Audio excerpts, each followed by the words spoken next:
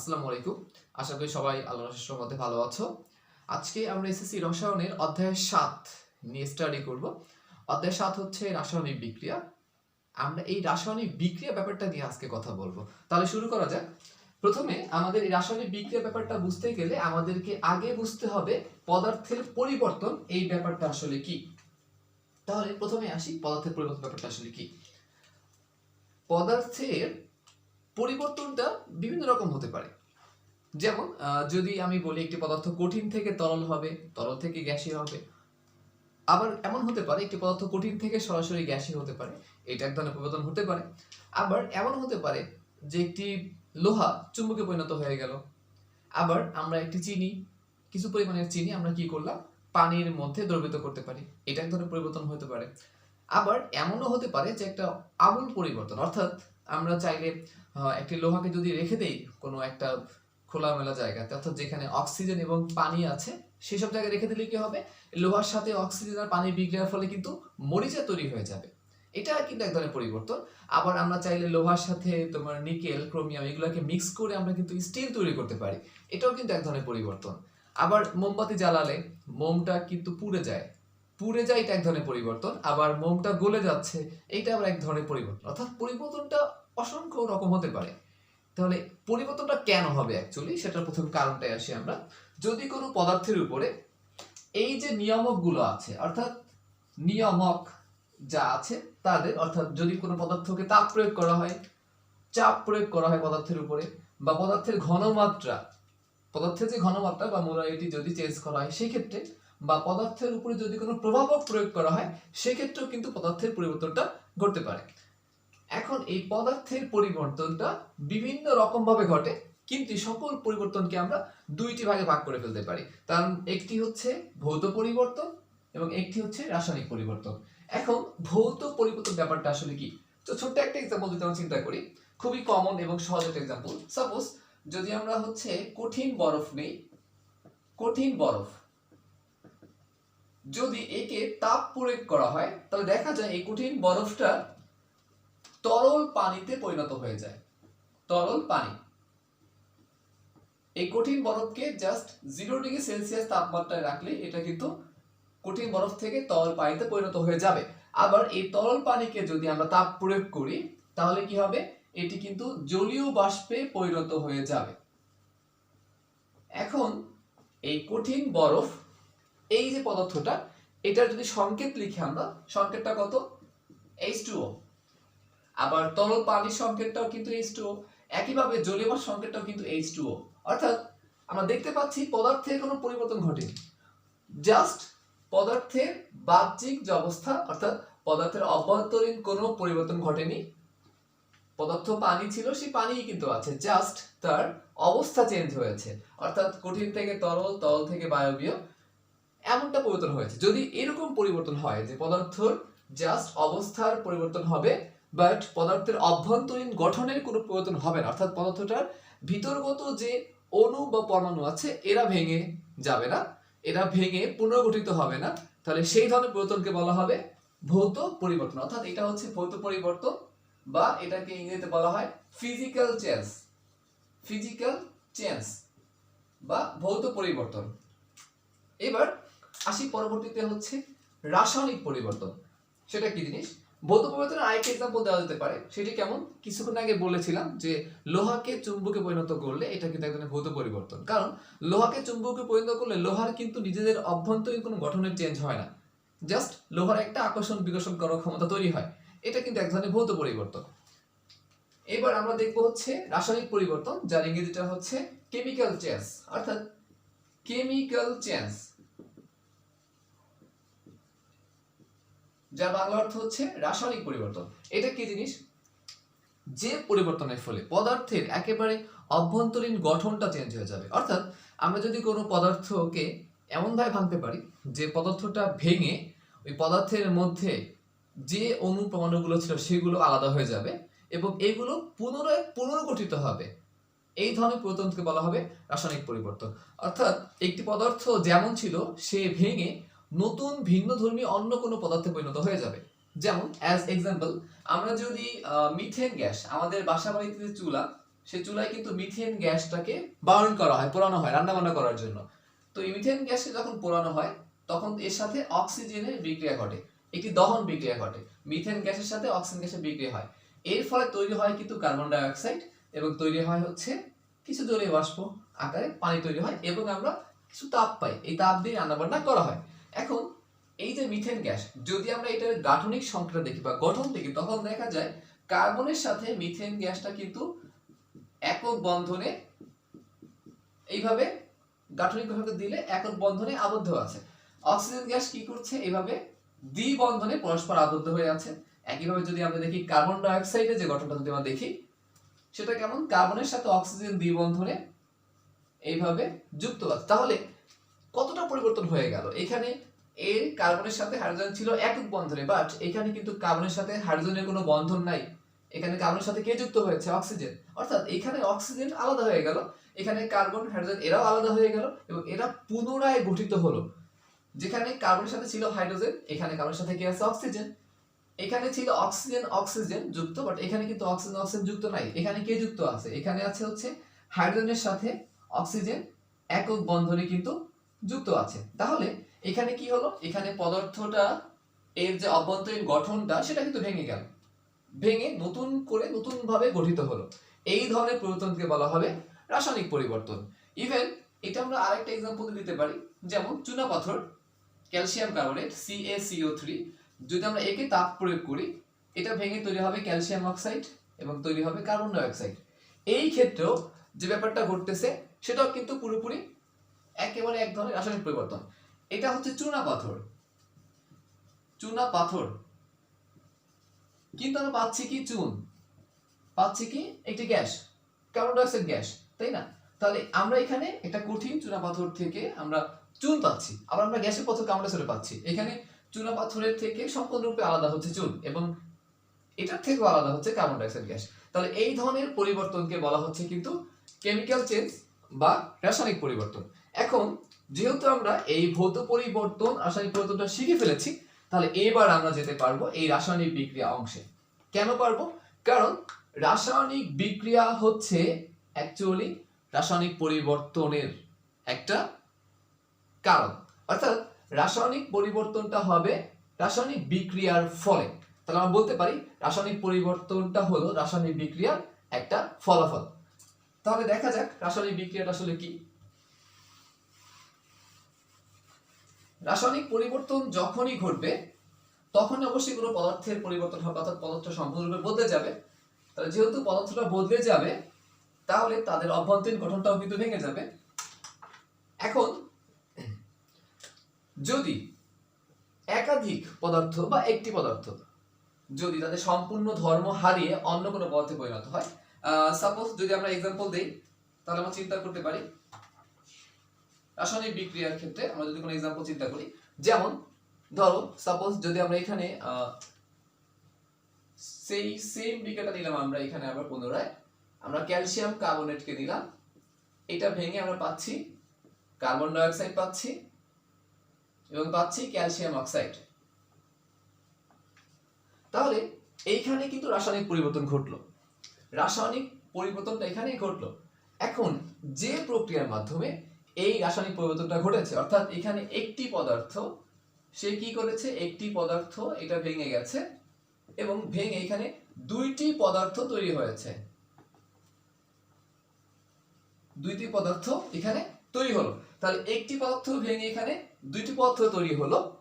এই যে ভেঙে দুইটি পদার্থ হলো, এদের ধর্ম, এটার ধর্ম এবং এইটার ধর্ম এবং এটার যে অভ্যন্তরীণ গঠন এবং এটারও যে অভ্যন্তরীণ গঠন, এটা কিন্তু সম্পূর্ণরূপে আলাদা। এটার যে ধর্ম আর অভ্যন্তরীণ গঠন, এটার ধর্ম আর অভ্যন্তরীণ গঠন সম্পূর্ণরূপে কিন্তু ভিন্ন, পরস্পর থেকে ভিন্ন, অর্থাৎ এদের রাসায়নিক পরিবর্তন হয়েছে। এই রাসায়নিক পরিবর্তন যে প্রক্রিয়ার মাধ্যমে হচ্ছে তাকেই কিন্তু বলা হচ্ছে রাসায়নিক বিক্রিয়া। এখন এই রাসায়নিক বিক্রিয়ার কিন্তু অংশ আছে, অর্থাৎ রাসায়নিক বিক্রিয়ার আমরা যদি বাম পাশটাকে বলি, অর্থাৎ যে পদার্থ বিক্রিয়ায় অংশগ্রহণ করলো, এরকম একাধিক বিক্রিয়া দেওয়া যেতে পারে। যেমন আমি যদি এখানে লিখি nitrogen gas plus oxygen gas বিক্রিয়া করে তৈরি করলো নাইট্রোজেন মনোঅক্সাইড। এটা রাসায়নিক বিক্রিয়া। এখন রাসায়নিক বিক্রিয়ায় বাম পাশে যে পদার্থগুলো বিক্রিয়ায় অংশগ্রহণ করে সেই পদার্থগুলোকে অনেকগুলো নামে চেনা যায়। এই পদার্থ প্রধানত এটাকে আমরা বিক্রিয়ক নামেই বেশি চিনি। এটাকে বিক্রিয়ক বলা হয় বা এটাকে বিকারকও বলা হয়, বিকারক, বা এটাকে ইংরেজিতে বলা হয় রিঅ্যাক্ট্যান্ট, রিঅ্যাক্ট্যান্ট বলা হয়। আবার যে পদার্থ উৎপন্ন হয় একটি রাসায়নিক বিক্রিয়ার ফলে সেই পদার্থটিকে বলা হয় উৎপাদ বা এটাকে ইংরেজিতে বলা হয় প্রোডাক্ট, প্রোডাক্ট। তাহলে এই ছিল অ্যাকচুয়ালি রাসায়নিক বিক্রিয়া। এখন এই রাসায়নিক বিক্রিয়া কিন্তু বিভিন্ন রকমের হতে পারে, অর্থাৎ রাসায়নিক বিক্রিয়া একাধিক রকমের হতে পারে। এখন এই যে একাধিক রকমের যে আমরা রাসায়নিক বিক্রিয়া পেলাম, এই একাধিক রাসায়নিক বিক্রিয়াকে আমরা তিনটি কারণে ভাগ করে ফেলতে পারি। অর্থাৎ রাসায়নিক বিক্রিয়া তিনটি কারণে এটাকে শ্রেণীবিভাগ করা যায়। সেই তিনটি কারণ হচ্ছে, নাম্বার 1 রাসায়নিক বিক্রিয়ার দিক, বিক্রিয়া কোন দিকে ঘটছে। নাম্বার 2 রাসায়নিক বিক্রিয়ার তাপের কোনো পরিবর্তন হচ্ছে কিনা। নাম্বার 3 বিক্রিয়ার মধ্যে ইলেকট্রনের কোনো দেওয়া নেওয়া ঘটছে কিনা, ইলেকট্রন আদান ঘটছে কিনা, এটাও একটা বিষয়। তাহলে প্রথমে আমরা দেখব রাসায়নিক বিক্রিয়ার যে দিক, এই দিকের উপর নির্ভর করে একটি বিক্রিয়াকে আমরা কিভাবে ভাগ করে ফেলতে পারি। তো রাসায়নিক বিক্রিয়ার যে দিক, অর্থাৎ আমরা এটাকে বলছি ডিরেকশন, বিক্রিয়ার যে ডিরেকশন থাকবে সেই ডিরেকশনের উপর বেসড করে আমরা বিক্রিয়াকে কয় ভাগে এবং কেন ভাগ করে ফেলতে পারি। আমরা এই বিক্রিয়ার ডিরেকশনের উপর বেস করে আমরা বিক্রিয়াকে দুই ভাগে ভাগ করে ফেলতে পারি। নাম্বার 1 যাকে বলা হচ্ছে একমুখী বিক্রিয়া, একমুখী বিক্রিয়া। এটা কি ধরনের বিক্রিয়া? যে বিক্রিয়ায় যদি কোনো বিক্রিয়ক পদার্থ থাকে এবং এই বিক্রিয়ক পদার্থগুলো যারা আছে, অর্থাৎ বাম পাশে যারা থাকে তারাই বিক্রিয়ক পদার্থ, এই পদার্থ ভেঙে যদি উৎপাদ তৈরি হয়, উৎপাদ তৈরি হলো, কিন্তু এই উৎপাদ ভেঙে আবার বিক্রিয়ক আর পাওয়া যাবে না। অর্থাৎ বিক্রিয়ক ভেঙে উৎপাদ পাওয়া যাবে কিন্তু উৎপাদ ভেঙে বিক্রিয়ক পাওয়া যাবে না। অর্থাৎ বিক্রিয়া বাম থেকে ডান দিকেই ঘটবে এবং এই ধরনের বিক্রিয়াকে একমুখী তীর দ্বারা প্রকাশ করা হয়। এই ধরনের বিক্রিয়াকে বলা হচ্ছে একমুখী বিক্রিয়া। যেমন আমরা যদি এটার কোনো এক্সাম্পল দিই তাহলে আমরা সেক্ষেত্রে একটা এক্সাম্পল দিতে পারি। যেমন আমরা কিছুক্ষণ আগে একটা এক্সাম্পল দিয়েছিলাম ক্যালসিয়াম কার্বনেট, আমরা সেই এক্সাম্পলটাকে নিচ্ছি। ক্যালসিয়াম কার্বনেট, এইটাকে তাপ দিলে কি হয়? এটাকে তাপ দিলে আমরা ক্যালসিয়াম অক্সাইড এবং আমরা কার্বন ডাই অক্সাইড পাই। কিন্তু এই ক্যালসিয়াম অক্সাইড কার্বন অক্সাইডকে মিক্স করলে আমরা পুনরায় এটা পাবো না, বা এটার থেকে পুনরায় এটা গঠিত হয় না। আমরা মিক্স করলে পাবো, বাট যখন এই বিক্রিয়াটা থেকে এটা বিক্রিয়ক থেকে এটা ভেঙে এই উৎপাদ পাওয়া যায়, কিন্তু এই উৎপাদটা ভেঙে তৎক্ষণাৎ মানে ওই একই সময় এটা কিন্তু তৈরি হয় না। কেন? কারণ এই কার্বন ডাইঅক্সাইডটা হচ্ছে গ্যাসীয় পদার্থ, এটা উড়ে যায়, এটা উড়ে যায়, যার ফলে আসলে এটা থেকে পুনরায় এটা পাওয়া যায় না। তাহলে এই ধরনের বিক্রিয়াকে বলা হচ্ছে একমুখী বিক্রিয়া। এবার উভমুখী বিক্রিয়া ব্যাপারটা দেখবো আমরা। অর্থাৎ উভমুখী বিক্রিয়া হচ্ছে তোমার যে বিক্রিয়াটা দুই দিকেই ঘটবে, উভমুখী বিক্রিয়া, উভমুখী বিক্রিয়া। তো এই ক্ষেত্রে ব্যাপারটা একটু ভিন্ন। সেটা কেমন? যদি বিক্রিয়ক পদার্থ,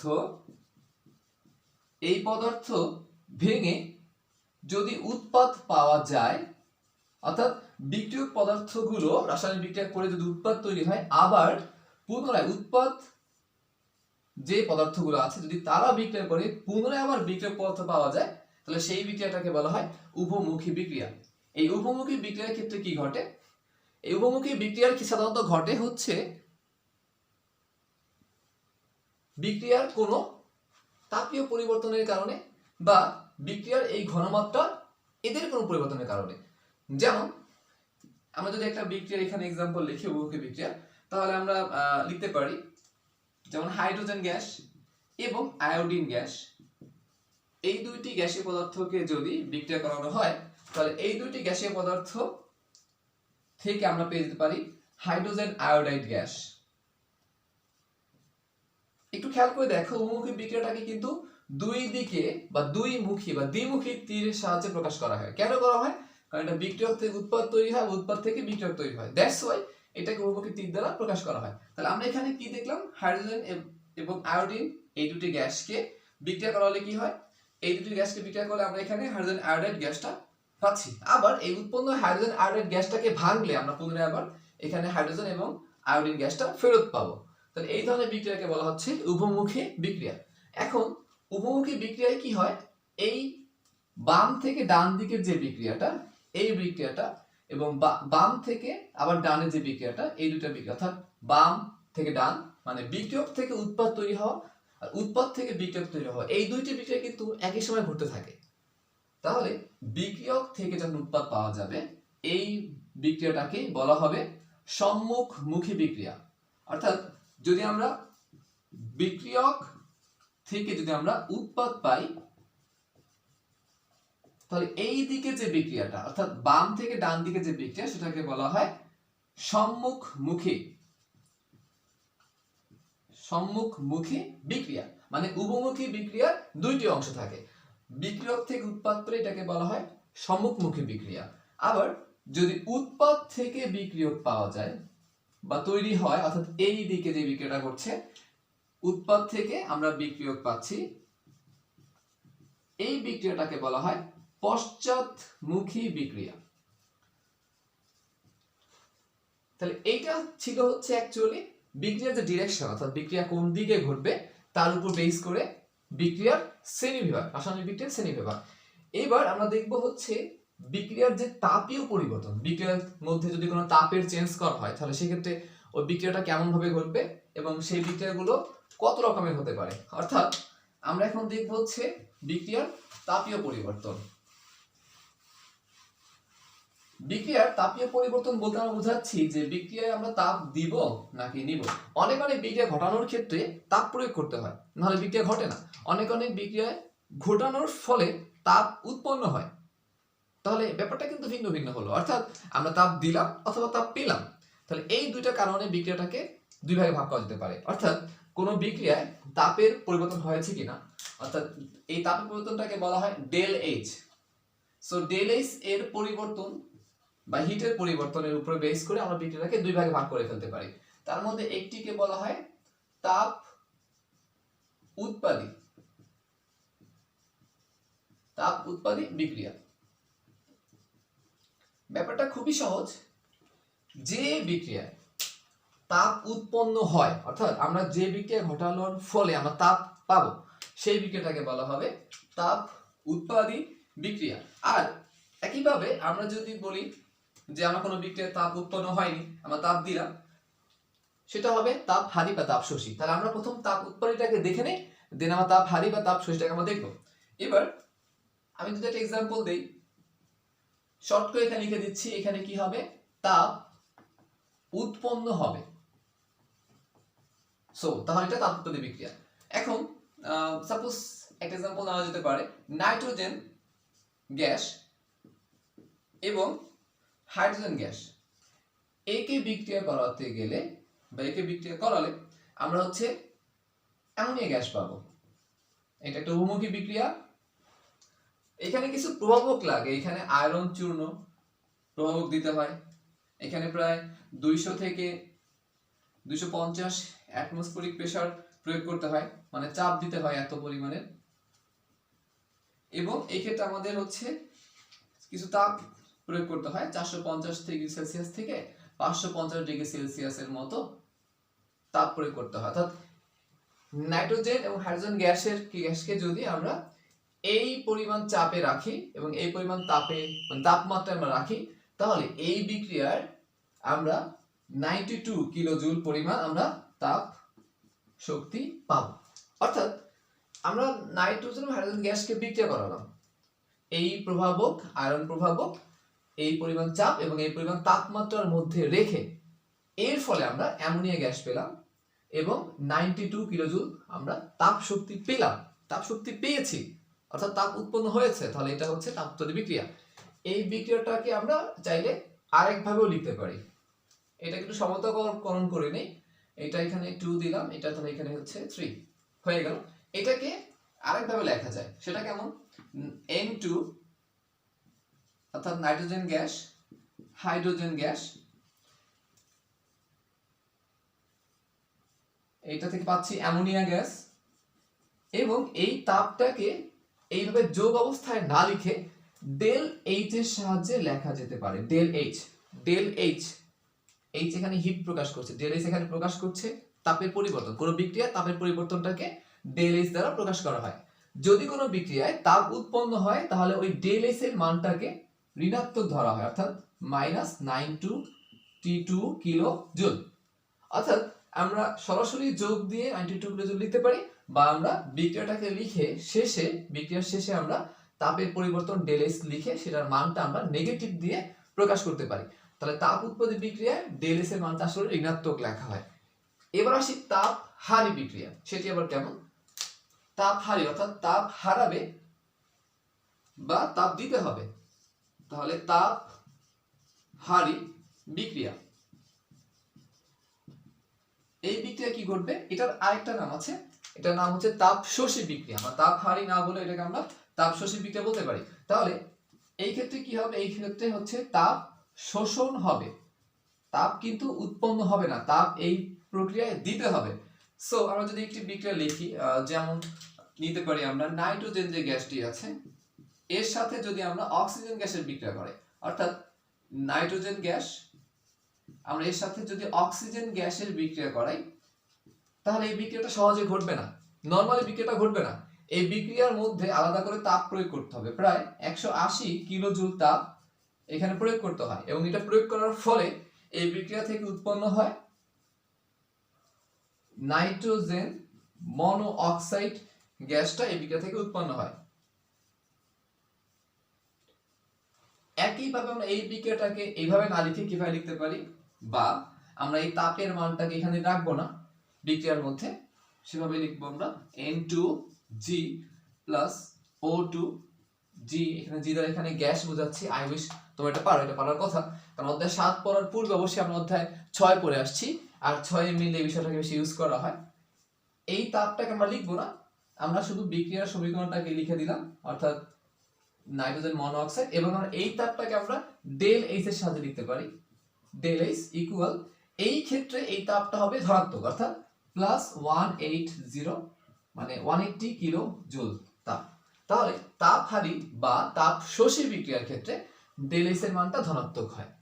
তাহলে এই দুটো ছিল হচ্ছে বিক্রিয়ার যে তাপীয় পরিবর্তন তার কারণে রাসায়নিক বিক্রিয়ার যে শ্রেণীবিভাগ বা প্রকারভেদ, অর্থাৎ রাসায়নিক বিক্রিয়াকে দুই ভাগে ভাগ করা হচ্ছিল, সেটা হচ্ছে বিক্রিয়ার তাপীয় পরিবর্তনের কারণে। তারপর আসি বিক্রিয়া ইলেকট্রন স্থানান্তর, অর্থাৎ কোনো ইলেকট্রন দেওয়া নেওয়া হবে কিনা আমরা তার উপর বেস করেও কিন্তু বিক্রিয়াকে দুই ভাগে ভাগ করে ফেলতে পারি। অর্থাৎ তাহলে আমাদের এই আলোচ্য বিষয় হচ্ছে বিক্রিয়ার ইলেকট্রনের স্থানান্তর, ইলেকট্রন দেওয়া নেওয়া এই বিষয়টা। রাসায়নিক বিক্রিয়া পুরোপুরি কিন্তু ইলেকট্রন নির্ভর, অর্থাৎ রাসায়নিক বিক্রিয়ায় কিন্তু প্রোটন বা নিউট্রন কিন্তু দেওয়া নেওয়া হয় না, অর্থাৎ রাসায়নিক বিক্রিয়াটা ঘটে হচ্ছে ইলেকট্রন দেওয়া নেওয়ার উপরে। ইলেকট্রন দেওয়া নেওয়া হলে সেটা রাসায়নিক বিক্রিয়া হয়, আর প্রোটন বা নিউট্রন অর্থাৎ নিউক্লিয়াস কেন্দ্রিক বিক্রিয়া হলে সেটাকে বলা হয় নিউক্লিয়ার বিক্রিয়া। ইলেকট্রনের সাহায্যে বা ইলেকট্রন দেওয়া নেওয়া বা শেয়ারের ফলে যে বিক্রিয়া হয় সেটা রাসায়নিক বিক্রিয়া হয়। কিন্তু প্রোটন আর নিউট্রন যদি দেওয়া নেওয়া হয় বা শেয়ার হয় বা ভেঙে যায়, অর্থাৎ নিউক্লিয়াসকে দিয়ে যদি কোনো বিক্রিয়া হয়, এটা হচ্ছে নিউক্লিয়ার বিক্রিয়া। তাহলে এখন আমরা দেখব হচ্ছে বিক্রিয়ার ক্ষেত্রে ইলেকট্রন দেওয়া নেওয়া হলে সেই ক্ষেত্রে কোন ধরনের বিক্রিয়া ঘটবে। অর্থাৎ আমাদের আলোচ্য বিষয় হচ্ছে এবার ইলেকট্রন স্থানান্তর। ইলেকট্রন স্থানান্তর এই ক্ষেত্রে কি করবে? তো এই ক্ষেত্রেও বিক্রিয়াটাকে আমরা দুই ভাগে ভাগ করে ফেলতে পারি, অর্থাৎ বিক্রিয়াকে দুই ভাগে ভাগ করা হয় অ্যাকচুয়ালি। তো নাম্বার 1 যেটাকে বলা হচ্ছে রেডক্স বিক্রিয়া, রেডক্স।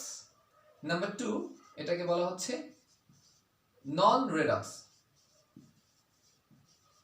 এখন রেডক্স আর নন রেডক্স ব্যাপারটা আসলে কি? এখন এখানে রেডক্স যে ওয়ার্ডটা, যদি আমরা এই ওয়ার্ডটাকে একটু চিন্তা করি, রেডক্স এই ওয়ার্ডটা আসলে দুইটি ওয়ার্ডের খণ্ডিত অংশ দিয়ে তৈরি করা হয়েছে। অর্থাৎ এখানে রিডাকশন একটি ওয়ার্ড যদি আমরা লিখি, রিডাকশন, যার অর্থ হচ্ছে বিজারণ। আর যদি বলি অক্সিডেশন, আরেকটি ওয়ার্ড যার বাংলা অর্থ হচ্ছে জারণ।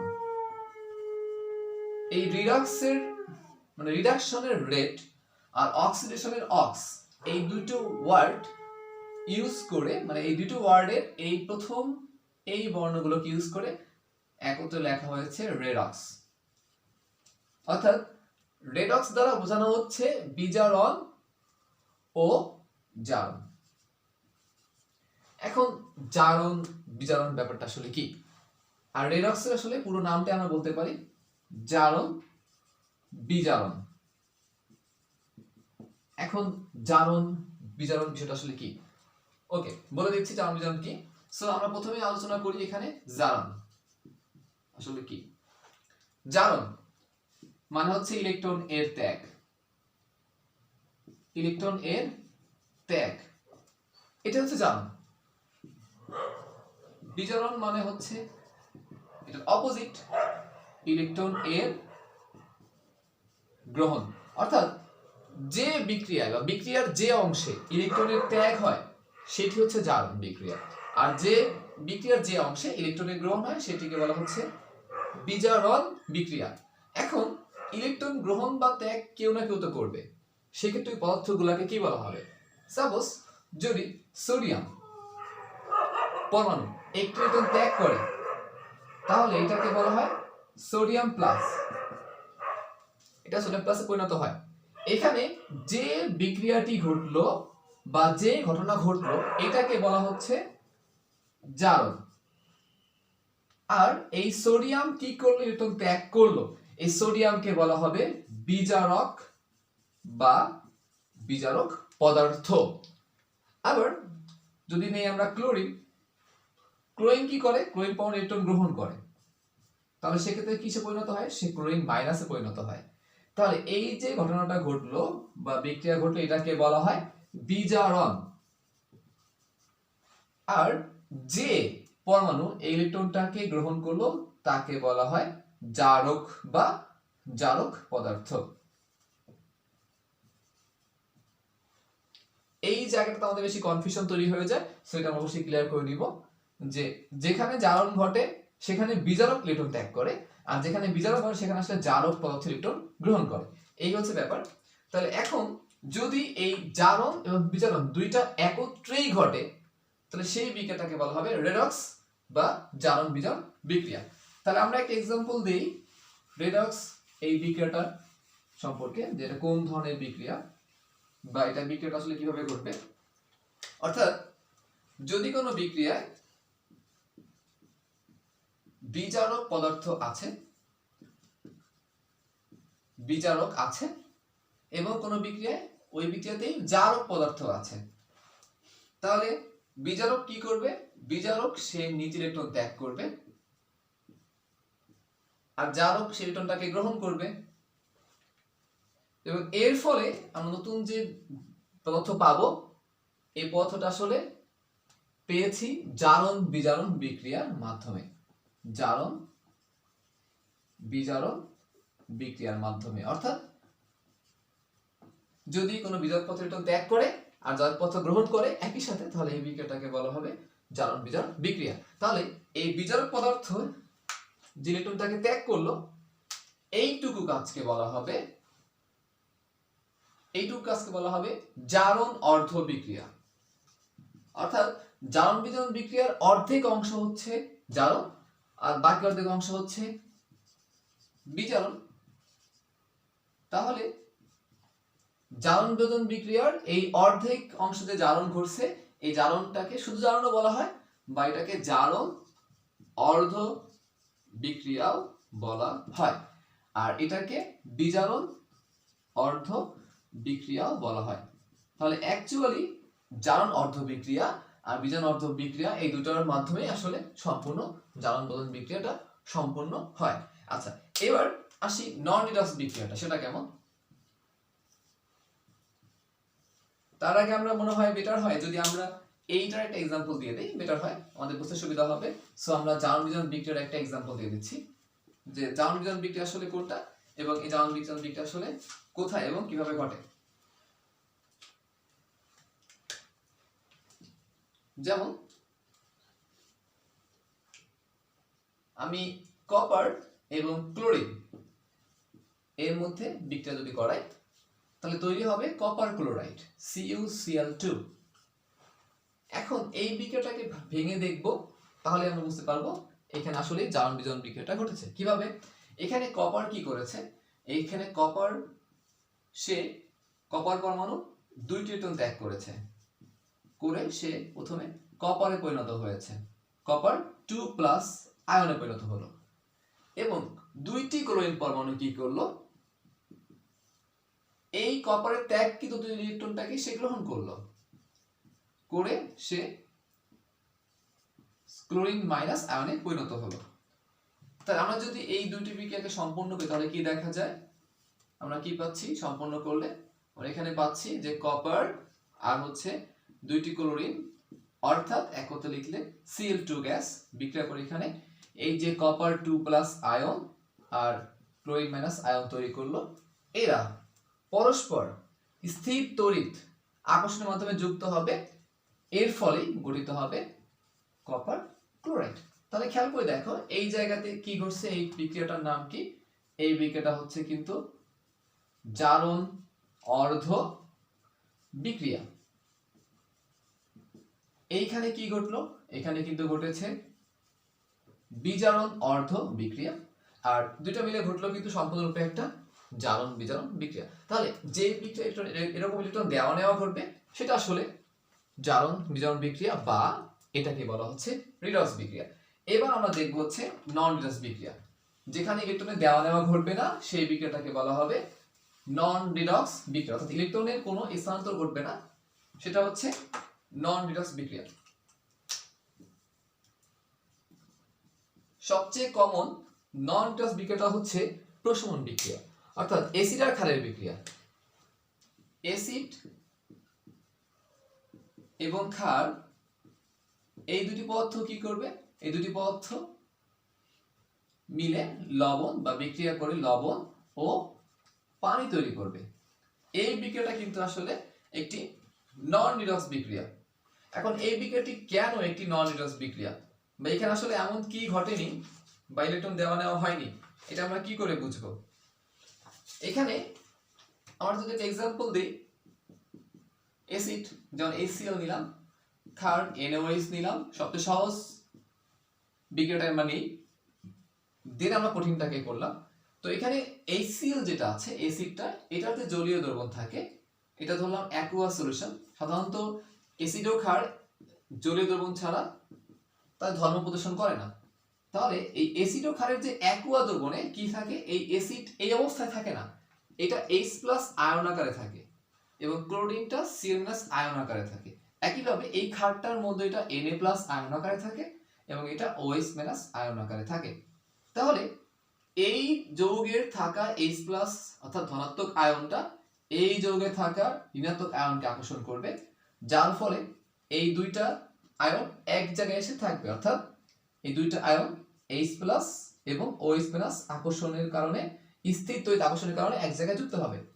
আবার একইভাবে এইখানে যে আমাদের Cl- আয়নটা আছে, এই Cl- আয়নটা এই যৌগের Na+ ধনাত্মক আয়নের সাথে স্থির তড়িৎ আকর্ষণের মাধ্যমে একটা জায়গায় এসে আবদ্ধ হবে, অর্থাৎ এটা ঠিক এই জায়গায় এসে জমা হবে Na+ এবং Cl-, এবং এরা এই Na+ Cl-, এরা এক জায়গায় আসার ফলে এরা যুক্ত হয়ে NaCl এবং এটা যুক্ত হয়ে H2O পানি তৈরি করবে, অর্থাৎ লবণ আর পানি পেয়ে গেলাম।